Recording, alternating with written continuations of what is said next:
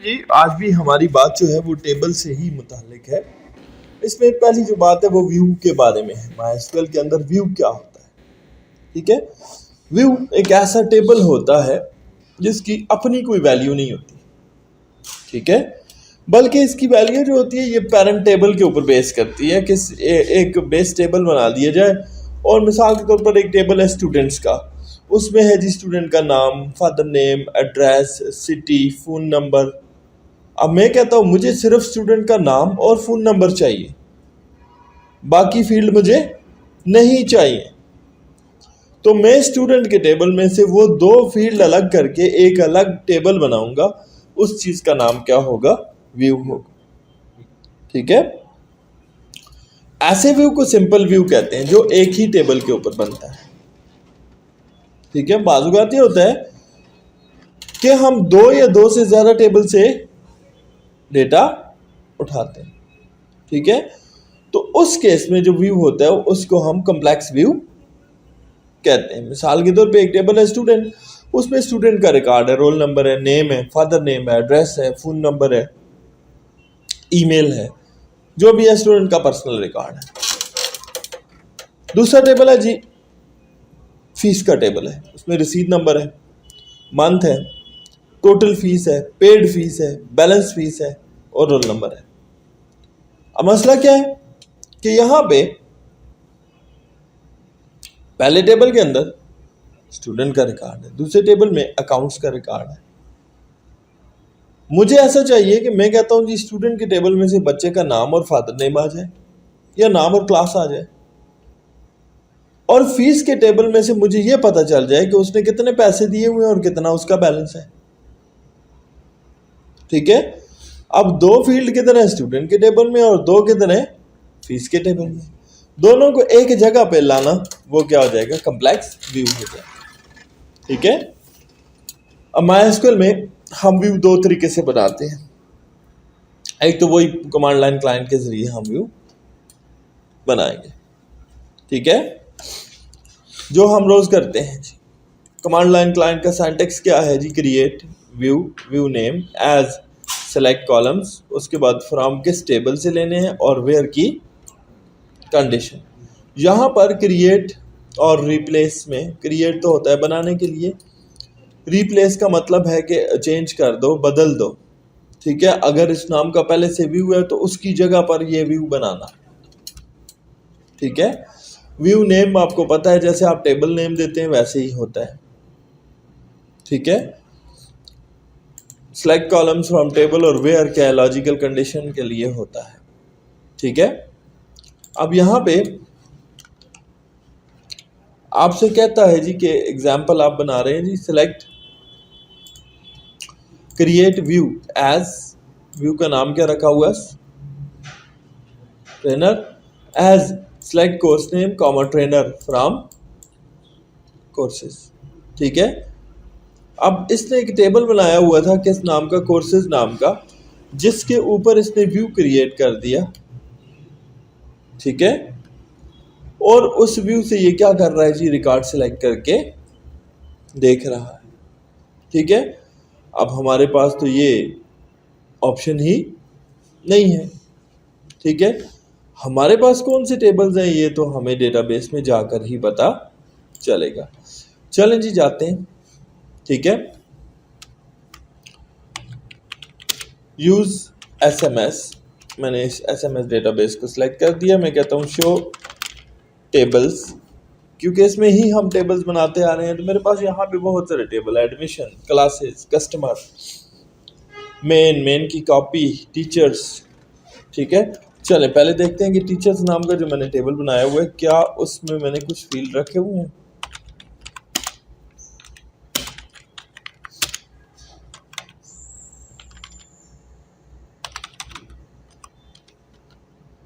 कुछ भी नहीं है।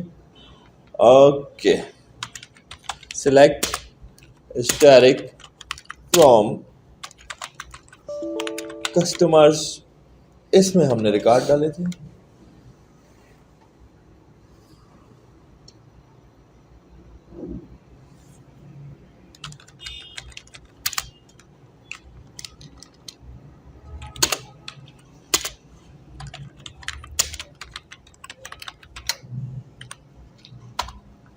यहाँ पर देखिए जोसेफ, स्टीफन, 6-7 रिकॉर्ड पड़े हुए हैं।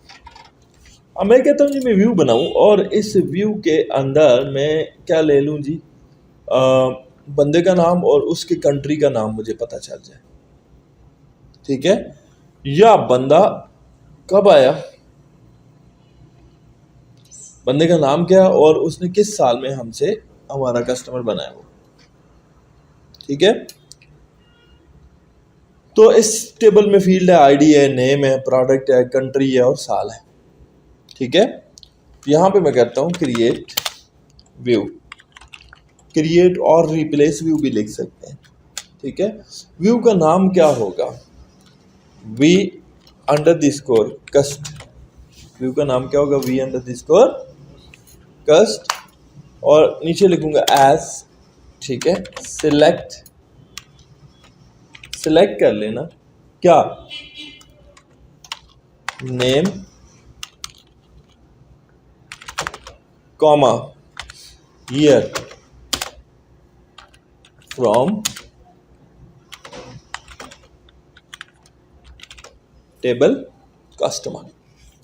आगे वेयर की कंडीशन भी लगा सकते हैं, ठीक है। मिसाल के तौर पर where year is greater than 2015, यहां पर साल क्या हो, 2015 से ऊपर हो, ठीक है। फॉर द टाइम बिंग इतना काफी है, व्यू क्रिएट हो गया, ठीक है। अब मैं अगर कहता हूं शो टेबल्स, तो आप देख रहे हैं कि एक टेबल्स की लिस्ट में वी अंडर द स्कोर कस्ट नाम का टेबल भी आ गया। अब मैं इसको डिस्क्राइब करूंगा, DESC, V under the score cust, उसने डिस्क्राइब करके भी मुझे दे दिया और एक टेबल दिखा रहा है जिसके अंदर 2 ही फील्ड है, नेम और ईयर। मैं इसके रिकॉर्ड्स देखना चाहता हूं, select static from V under the score cust, और आप देख रहे हैं कि उसी कस्टमर के टेबल्स में से सिर्फ नेम और ईयर मेरे पास डिस्प्ले हो रहा है, बाकी कुछ भी डिस्प्ले नहीं हो रहा। That is what we need. इसको कहते हैं व्यू कैसे बनाया जाता है, ठीक है। अब यहाँ पे अगर आप व्यू बनाना चाहते हैं, मिसाल के तौर पर हमारे पास यहाँ पे बहुत सारे टेबल्स हैं, मैं कहता हूँ ये कस्टमर्स का टेबल है, राइट क्लिक करता हूँ और यहाँ पर देखिए क्रिएट व्यू का ऑप्शन होगा जी, कहाँ नजर आ रहा है कहीं पे,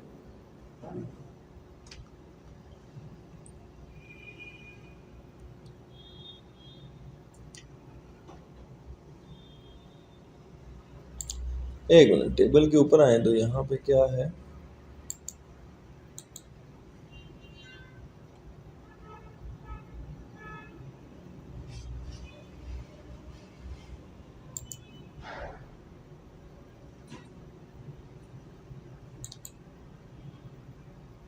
ये तो ऑटोमेटिकली शो करता होता है क्रिएट व्यू। यहां से आप क्रिएट व्यू करके ग्राफिकली भी व्यू क्रिएट कर सकते हैं, ठीक है। तो ये MySQL के वर्कबेंच में हो जाता है जब आप ग्राफिकली करते हैं, ठीक है। आप कहते हैं कि अगर आप व्यू को अपडेट करना चाहें तो जैसे आप अल्टर टेबल की क्यूरी लगाते हैं, यहाँ पर अल्टर व्यू की क्यूरी लगाएंगे, ठीक है। जैसे यहाँ पे मैं कहता हूँ जी कि यही मौजूदा व्यू है, इसके अंदर 2015 वाले रिकॉर्ड नहीं आने चाहिए, सिर्फ 2016 वाले रिकॉर्ड आने चाहिए, ठीक है। तो मैं क्यूरी लगाऊंगा अल्टर व्यू, आगे व्यू का नाम सी अंडर द स्कोर क्या रखा हुआ था, वी अंडर द स्कोर कस्ट, ठीक है। अब हम कहते हैं एज सिलेक्ट, और सिलेक्ट में मैंने वही चीजें मांगी हुई थी, क्या मांगा हुआ था, नेम कॉमा ईयर, और मैं कहता हूँ इस दफा ईयर के साथ साथ एक कॉलम और भी डाल दो, कॉमा, और क्या था उस टेबल में, कंट्री, प्रोडक्ट, चले प्रोडक्ट ले लेते हैं, प्रोडक्ट फ्रॉम टेबल का नाम कस्टमर, ठीक है। अब मैं वेयर भी लगाता हूँ, वेयर, ठीक है, ईयर इज ग्रेटर देन 2050, ठीक है, जहाँ साल क्या है 2015 से ऊपर। अब यहाँ पे मैं कहता हूँ अगर डिस्क्राइब स्पेस v__ कस्ट, तो अब उसमें 3 फील्ड हो चुके हैं, नाम, साल और अगर मैं कहता हूँ सिलेक्ट स्टैटिक फ्रॉम v__ कस्ट, तो यहाँ पे आप देख रहे हैं इसमें नेम, ईयर और प्रोडक्ट 3 चीज़ें आ रही है, लेकिन साल 2016 का रिकॉर्ड है, साल 2015 का रिकॉर्ड नहीं। ठीक है, ये हो गया कि आप व्यू को अपडेट कैसे करते हैं, अल्टर की क्यूरी लगा के। ठीक है, अब व्यू बनाया हुआ है, आप कहते हैं जी ये व्यू ख़त्म हो जाना चाहिए, तो सिंपल सी क्यूरी है, ड्रॉप व्यू स्पेस व्यू का नाम, जैसे यहाँ पे ड्रॉप व्यू और उसने क्या कर दिया ट्रेनर। मैंने जो अभी बनाई है मैं लिखूंगा तो मैं क्या लिखूंगा जी, ड्रॉप व्यू और मेरे व्यू का नाम है v__ कस्ट सेमीकोलन और मेरा व्यू ड्रॉप हो जाएगा। ठीक है, तो ये तरीकाकार है, आप इस तरीका से भी कर सकते हैं। ठीक है, अब यहाँ पे आपके पास ये होता है कि आप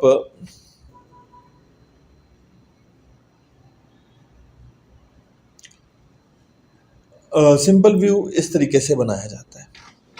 ठीक है, सिंपल व्यू में हम मतलब ये है कि एक ही टेबल के ऊपर व्यू क्रिएट करते हैं, एक ही टेबल के व्यू को हम यूज़ करते हैं। ठीक है, और अगर हम इसे अल्टर करना चाहें अल्टर भी कर सकते हैं, ड्रॉप करना चाहें तो ड्रॉप भी कर सकते हैं। ड्रॉप व्यू v__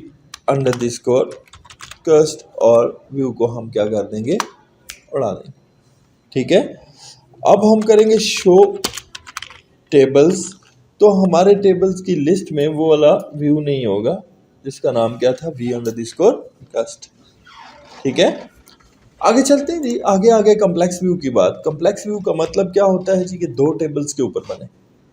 ठीक है, जैसे यहाँ इसने 2 टेबल्स बनाए हुए हैं और 2 टेबल्स में रिकॉर्ड भी डाले हुए हैं। अब आपकी मर्जी है कि आप ये इस तरीके से करें। ठीक है, ये वर्क बेंच से बना के आ जाएं टेबल को, चलें वर्क बेंच में जाते हैं, वहाँ से टेबल बना लेते हैं। टेबल्स तो यहाँ पे ऑलरेडी बने हुए हैं। बहरहाल जी मैं यहाँ पे आता हूँ, मैं न्यू टेबल बनाता हूँ। ठीक है, अब मेरे पास मुझे ये नहीं समझ आ रही कि स्टूडेंट का टेबल है जी, एक ये है और इसमें रिकॉर्ड ये क्या बना हुआ है, किस टेबल में हमने कल रिकॉर्ड डाले थे, स्टूडेंट में नहीं डाले थे, चलें डाल देते हैं। स्टूडेंट के टेबल में हम कहते हैं जी roll number, name, father name, address, phone number,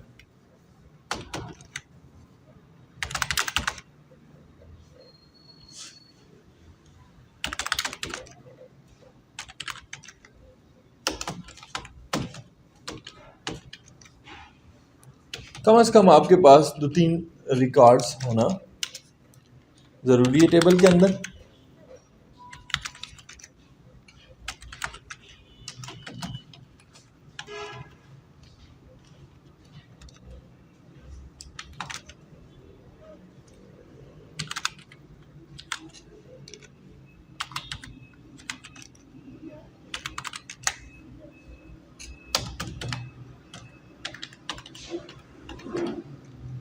ये मैंने इसमें कुछ रिकॉर्ड्स डाल दिए। ठीक है, तो टेबल क्योंकि मेरे सामने ओपन था तो मैंने जस्ट इसको ये कर दिया और फिर क्लोज करने के बाद हम इसको क्या कर देंगे, सेव चेंजेस। तो ये इंसर्ट इनटू की क्यूरी लग रही है, ठीक है, लग जाए, लगती है तो कोई बात नहीं, फिनिश कर दें। ठीक है जी, अब यहाँ पे आने के लिए मैंने क्या किया, सिंपली ये टेबल के ऊपर आया और यहाँ पे इस पर मैंने क्लिक किया था। ठीक है, ये मुझे मेरे टेबल के अंदर ले आया और जहाँ से मैंने टेबल के अंदर रिकॉर्ड डाला और रिकॉर्ड डाल के सेव कर दिया। ठीक है, अब ये तो टेबल चले हो गया स्टूडेंट का। स्टूडेंट के टेबल के अलावा मुझे यहाँ एक टेबल चाहिए जिसमें मैं कुछ और रिकॉर्ड डाल सकूँ। मैं कहता हूँ मैंने एक टेबल और बनाना है, तो यहाँ जस्ट राइट क्लिक करके क्रिएट टेबल भी कर सकते हैं या ऊपर से भी क्रिएट टेबल कर सकते हैं। ठीक है जी। अब मैं टेबल बनाता हूँ जी फीस का, और फीस के टेबल में जी मैंने कॉलम रखना है जी रिसेप्ट नंबर, और रिसेप्ट नंबर इंटीजर होगा, ये प्राइमरी की होगा, ये नॉट नल होगा। ठीक है। उसके अलावा जी मैं कहता हूँ मंथ ऑफ, ये वेरिएबल कैरेक्टर होगा, ये प्राइमरी की नहीं है। ठीक है। अमाउंट ऑफ फीस, करेंसी, और करेंसी की डेटा टाइप यहाँ पे है नहीं है, चल इंटीजर ले लेते हैं, कोई बात नहीं। ठीक है। यहाँ पे हम कहते हैं पेड, दे दिए, ये भी क्या होगा इंटीजर में आ जाएगा, और यहाँ पे हम आ जाते हैं बैलेंस, और ये भी हम क्या कर देते हैं जी इंटीजर में कर लेते हैं। यहाँ आखिर में हमारे पास इसमें भी मैं पास कर दूंगा एक field roll number. Roll number को यहाँ भी मैं इंटीजर ही बनाऊंगा, लेकिन अब मैं कहता हूँ ये प्राइमरी की नहीं होगा, ये नॉट नल होगा, ये यूनिक होगा, और ये फॉरेन की होगा। फॉरेन की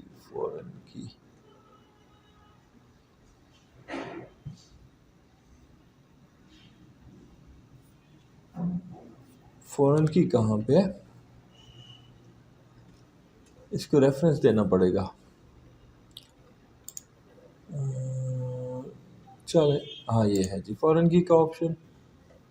तो फॉरेन की हमने किसको करना है,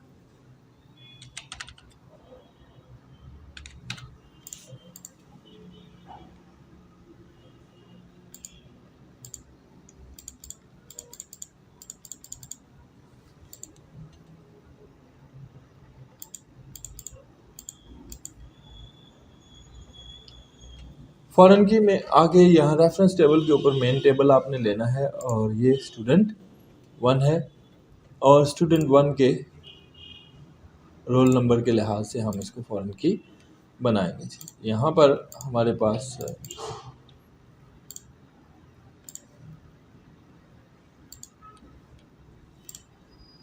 ये अप्लाई कर देंगे, और इसको भी तो MySQL ने मुझे टेबल क्रिएट कर, मैंने फॉरेन की यहाँ पे बनाया। नई चीज़ मैंने आप लोगों को एक सिखाई है। ठीक है। फॉरेन की क्या होता है, एक ऐसा टेबल जो दो टेबल से जो एक ऐसा फील्ड जो दो टेबल्स को आपस में लिंक करे, जो दो टेबल्स को आपस में। अब यहाँ पर रसीद नंबर आ गया जी। ठीक है जी। रसीद नंबर तो वही है, 1000 कर दिया। मंथ मैंने क्या कर दिया जी, ये मैंने जुलाई का मंथ कर दिया। फीस हम कहते हैं जी इसकी 1500 रुपया थी, इसने दे दिया 1000 रुपया। इसका बैलेंस है 500, इसका रोल नंबर है 121। ठीक है। रसीद नंबर 1001, मंथ ऑफ जुलाई ही है, इसकी अमाउंट भी 1500 रुपया थी, इसने दे दिया था 1200, इसका बैलेंस था 300 रुपया, इसका रोल नंबर है 122। रसीद नंबर 1002, मंथ है जुलाई का, और इसका भी 1500 रुपया था, इसने दे दिया था 1400, इसका बैलेंस है 100, इसका रोल नंबर है 123। अब मैंने स्टूडेंट 1 के अंदर जो रोल नंबर डाले, तो आप चेक करेंगे कि मैंने यहाँ पर भी वही रोल नंबर्स इस्तेमाल किए। ठीक है। अब अगर मैं इस रिकॉर्ड को सेव करता हूँ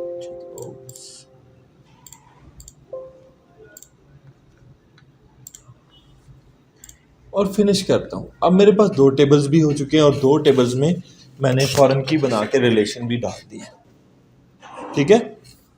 अब मैं ये काम कर सकता हूँ जो मैं करने जा रहा हूँ। ठीक है। ये काम कॉम्प्लेक्स व्यू बनाने लगा। ठीक है। अब कॉम्प्लेक्स व्यू बनाने के लिए मैं क्या करूँगा, यहाँ पे क्यूरी लगाऊंगा, क्रिएट व्यू। अच्छा, सबसे पहले मैं यहाँ पे डिस्क्राइब करके चेक कर लूँगा। ठीक है। शो टेबल्स, शो टेबल्स में आ जाए तो मेरे पास दो टेबल्स हैं इस वक्त। ठीक है।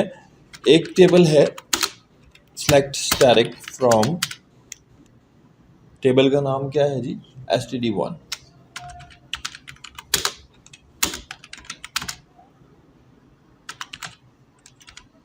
उसमें 3-4 रिकॉर्ड है, ठीक है। दूसरा है जी सेलेक्ट स्टैटिक फ्रॉम, टेबल का नाम क्या है, फी है, ठीक है। अब मैं कहता हूं जी मुझे स्टूडेंट के टेबल के अंदर से नाम और फ़ोन नंबर चाहिए, और फीस के टेबल में से पेड फीस कितनी है और बैलेंस फीस कितनी है, ये चाहिए, ठीक है। तो मैं यहाँ पे बनाऊंगा व्यू। अब मैं लिखूंगा क्रिएट व्यू, और व्यू का नाम मैं रखता हूँ C_std, कोई भी नाम रख सकते हैं, ठीक है। और यहाँ पे मैं आता हूँ एज, ठीक है। एज के बाद मैं कहता हूँ सिलेक्ट करना s.name, कॉमा s.ph नंबर, ठीक है। अब ये मैंने s शॉर्ट लफ्ज इस्तेमाल किया, शॉर्ट नेम इस्तेमाल किया है, किसके लिए, स्टूडेंट के लिए, ठीक है। ये नहीं है कि वैसे ही मैंने अपने आप से वो बनाया, इसे इलियास कहते हैं, क्या कहते हैं, इलियास, डेटाबेस की लैंग्वेज में। कॉमा फीस के लिए मैं इलियास रखता हूँ f डॉट, उसमें से मैंने लेना था पेड, कॉमा f डॉट, दूसरा इलियास कर देता हूँ बैलेंस, ठीक है। नीचे आता हूँ फ्रॉम, पहला टेबल क्या है, std1 स्पेस, उसका शॉर्ट नेम क्या रखा हुआ है मैंने, s, कॉमा दूसरा टेबल है फी, और उसका शॉर्ट नेम मैंने क्या रखा हुआ है, f, ठीक है। अब हम कहते हैं वेयर की कंडीशन देते हैं, वेयर की कंडीशन बड़ी लाजमी है, ठीक है। यहाँ पर मैं कहता हूँ जी ऐसा हो कि s dot roll number is equal to f dot, अगर स्टूडेंट का रोल नंबर फीस के रोल नंबर से मैच करता है तो वो वाले रिकॉर्ड में से मुझे ज़रा आके ये चीज़ दिखा दो, मैंने मांग ली, ठीक है। अब मैं कहता हूँ डिस्क्राइब C_std, और ये जी मेरे सामने उसकी डिस्क्रिप्शन होगी। अब मैं कहता हूँ सिलेक्ट स्टैटिक फ्रॉम C_std। जैसे ही मैं डिस्क्राइब करता हूँ तो आप चेक कर सकते हैं 3 बंदों का नाम, फ़ोन नंबर, पेड फीस और बैलेंस फीस मेरे सामने लिखी हुई। अब नाम और फ़ोन नंबर तो स्टूडेंट के टेबल में था, और पेड और बैलेंस किधर में से था, फी में था। तो मैंने क्या किया, एक व्यू क्रिएट करके उसके ज़रिए यहाँ पर ये चीज़ उठा ली। बात समझ में आ गई, ठीक है। अच्छा लेट मी चेक कि यहाँ पे कैसे होता है। ओह सॉरी हम गलत जगह पे चले गए थे। अच्छा ठीक है जी, ठीक है। वर्क बेंच के अंदर बड़ा ही आसान है, देखें जी यहाँ पर टेबल है तो उसी जगह नीचे व्यू का ऑप्शन भी मौजूद है, ठीक है। आप क्या करते हैं, क्रिएट व्यू करते हैं, ठीक है, और यहाँ पे वो क्यूरी दे रहा है, ठीक है। अब क्यूरी देना आप समझते हैं, अगली कहानी क्यूरी तो मैं अभी दे के आया हूँ, ठीक है। आपने क्या करना है जी, ये क्यूरी बना लेनी है यहाँ के लिए भी, ठीक है। तो ये व्यू का नाम उसने कुछ ऐसे दिया है, ठीक है। मैं कहता हूँ नहीं, व्यू का नाम आप ऐसे रख दो R_std, ठीक है। और नीचे मैंने कहा एज सेलेक्ट ये करके, ठीक है, और वही बाकी सारी क्यूरी कर दी है, ठीक है। अप्लाई कर दूंगा, ठीक है, और ओके कर दूंगा, तो हमारे व्यूज़ में एक नया व्यू क्रिएट हो जाएगा, या हमारे टेबल्स की लिस्ट में एक नया टेबल आ जाना चाहिए, ठीक है। ये एज 2 बार हो गया, गड़बड़ कर रहा है। अच्छा